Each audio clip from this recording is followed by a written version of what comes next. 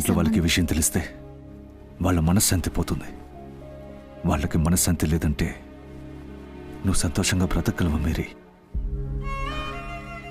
బంధాలతో పాటు కలిసి జీవించడమే జీవితం. కానీ ఆ బంధాల్ని సంతోషపరిచి జీవించడమే చక్కటి జీవితం అని ఇప్పుడే అర్థమైంది. రోజు మన అమ్మా నాన్న మొహం చూస్తూనే ఉంటాం, కానీ అదే పనిగా ఒక్క నిమిషం తీక్షణంగా చూసుండవు.